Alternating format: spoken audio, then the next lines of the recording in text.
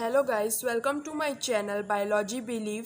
तो आज हम पढ़ेंगे चैप्टर 10 माइक्रोब्स इन वेलफेयर। जो ये पार्ट 6 वीडियो है, इसमें ऑलरेडी पार्ट 5 ख़त्म हो चुका है और जिसमें हमने पढ़ा था कि माइक्रोब्स कैसे हाउस होल्ड प्रोडक्ट में, इंडस्ट्रियल प्रोडक्ट में, एंटीबायोटिक्स में, बेवरेजेस फर्मेंटर में या chemical enzyme bio active molecules, इसको हमने डिटेल में पिछले लेक्चर में कंप्लीट कर चुके हैं।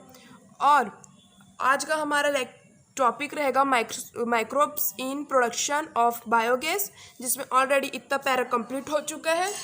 और ये या microbes as a bio control agent. और मैं टॉपिक को स्टार्ट करने से पहले प्रीवियस क्वेश्चन पूछना चाहूँगी।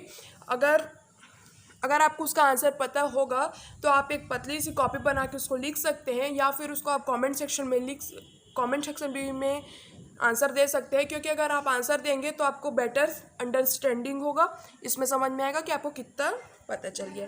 तो मैं प्रीवियस लेक्चर का आपको क्वेश्चन पूछूंगी कि जो सीवेज ट्रीटमेंट है उसमें प्राइमरी ट्रीटमेंट में कौन सा स्टेप्स बेसिकली इन्वॉल्व होता है और सेकेंडरी ट्रीटमेंट में क्या प्रोसेस होता है।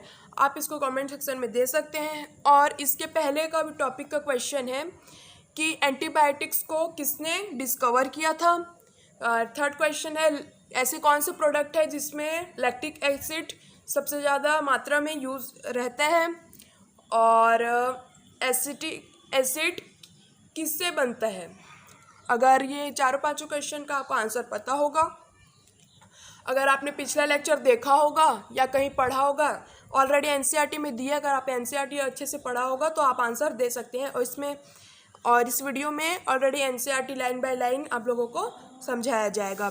तो मैं कोशिश करूंगी कि आप लोगों को जो भी मैं पढ़ाई हूँ आप लोगों को समझ में आया होगा, और उम्मीद करती हूँ कि आगे भी आप लोगों को समझ में आए। तो आज हम पढ़ेंगे ये इस टॉपिक से। So the second paragraph of the microbes in production of biogas. The biogas plant consists of concrete tank 10 to 15 deep। अगर बायोगैस बनाने के लिए उसमें 10 से 12 फीट डीप गड्ढा करते हैं। In which bio waste are collected and slurry dung is fed. और जिसमें बायो वेस्ट हो गया, जैसे कि सूखे पत्ते हो गए, और जो वेस्टेज है जो बायोडिग्रेडेबल है, और काउ डंग हो गया, ये सब उसमें डाला जाता है। और जो floating cover is placed over a slurry, और जो फ्लोटिंग स्लरी है उसको ऊपर में रखा जाता है। Which keeps on rising a gas to production of gas due to the microbial activity. और माइक्रोबायल एक्टिविटी के कारण वहाँ पर गैस प्रोड्यूस होता है। The biogas plant has outlet. और जो बायोगैस में है उसमें आउटलेट रहते हैं जो पाइप से कनेक्टेड रहता है, और उसको नियर बाई हाउस में उसको सप्लाई किया जाता है। The spent slurry is removed through another outlet में used as a fertilizer। और जो आउटलेट है जो ज़्यादा बचा कुचा रहता है वो फर्टिलाइज़र का काम आता है, क्योंकि इसमें फर्टिलाइजर बहुत अच्छा फर्टिलाइज़र होता है, क्योंकि इसमें काउ डंग हो गया, बायो वेस्ट जो बायोडिग्रेडेबल है, वो बहुत अच्छा फर्टिलाइज़र होता है क्रॉप के लिए। Cattle dung is available in a large quantities in a rural area where cattle are used for variety purpose. और जो कैटल डंग है, गोबर, वो लार्ज क्वांटिटी में रूरल एरियाज़ में ही पाया जाता है, क्योंकि रूरल एरियाज़ में ही ये सब को पाला जाता है। कैटल्स को, गाय हो गया, भैंस हो गया, और उसको वेरियस पर्पस के लिए भी यूज़ किया जाता है, जैसे कि मिल्क शेल करने के लिए, ये सब चीज़ के लिए कैटल काम आते हैं, इसलिए रूरल एरिया में इसको ज़्यादा से ज़्यादा पाया जाता है। ओके। द बायोगैस दस produce is used for cooking and lighting. और जो बायोगैस है वो कुकिंग और लाइटिंग के लिए यूज़ होता है। And the picture of biogas plant is shown in a figure. और ये जो बायोगैस का प्लांट का जो पिक्चर है वो इसमें दिया गया है। The biotechnology of biogas product was developed in a mainly due to the effort of. ये एक क्वेश्चन जनरली पूछा जाता है कि बायोगैस प्रोडक्शन है वो मेनली किसके एफर्ट ऑफ इंडियन में हुआ था। तो एग्रीकल्चर रिसर्च इंस्टीट्यूट ARI। और ये इंपॉर्टेंट है आप लोगों को याद करना फुल फॉर्म, जैसे ARI का फुल फॉर्म क्या है, तो Indian agriculture research institute. And KVIC का है khadi and village industries commission. If your school is situated in a village और नियर विलेज, अगर इसमें पर्टिकुलर लाइन में ये बोला गया है कि अगर आपके आसपास, स्कूल के आसपास अगर कहीं पर भी बायोगैस होगा तो आप जाके वहाँ देख सकते हैं, क्योंकि आप ज़्यादा देखोगे तो ज़्यादा अंडरस्टैंडिंग होगा और इंटरेस्टिंग भी होगा. Okay, so I hope you understand this topic. Microbes as a biocontrol agent. Biocontrol refers to the use of biological method for controlling plant diseases and pests.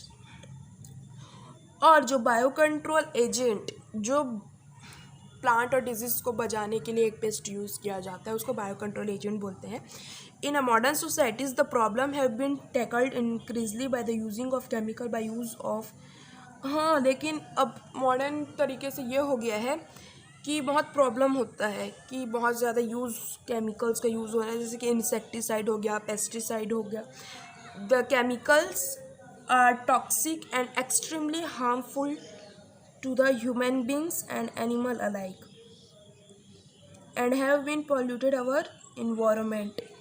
लेकिन ये केमिकल, हाँ, तो ज़्यादा से ज़्यादा टॉक्सिक होने के कारण वो ह्यूमन बींग्स के लिए भी टॉक्सिक होते जा रहे हैं और ये हमारे इन्वायरमेंट को भी टॉक्सिक कर रहा है, जैसे कि सॉइल हो गया, ग्राउंड हो गया, वाटर, और जिसमें फ्रूट, वेजिटेबल, प्लांट, सब चीज़ को ये टॉक्सिक कर रहा है. जो ज़्यादा से, इसलिए हमें बोलते हैं कि ज़्यादा से ज़्यादा ऑर्गेनिक फार्मिंग करना चाहिए, not a chemical farming. Okay, our soil is also polluted through the use of weedicide to the remove weeds.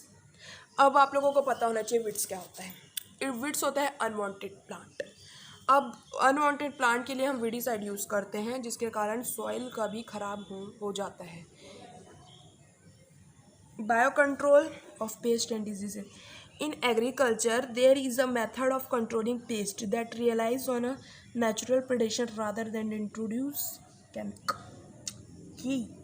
लेकिन अब क्या बोला जा रहा है, biological control of pest diseases के लिए अब हमको केमिकल से ज़्यादा नेचुरल तरीके से यूज़ करना चाहिए. वो ज़्यादा बेटर होता है, वो टॉक्सिक प्रोड्यूस नहीं करता.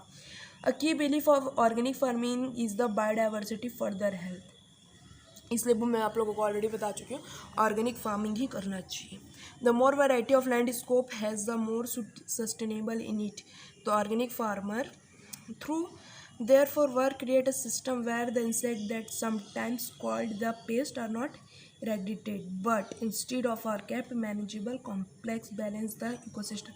अब गाइस, अब हम आगे पढ़ेंगे कि कैसे हम बायो कंट्रोल एजेंट का यूज़ करके कैसे हम क्रॉप को बचा सकते हैं विदाउट टॉक्सिक. जैसे उसमें क्या यूज़ होता है आगे हम पढ़ेंगे डिटेल में. जैसे कि एक जो अनवांटेड इंसेक्ट है जो क्रॉप को खा रहे हैं, उसके लिए हम उसके अगेंस्ट एक स्पीसीज प्रोड्यूस करेंगे जो उसको खाए.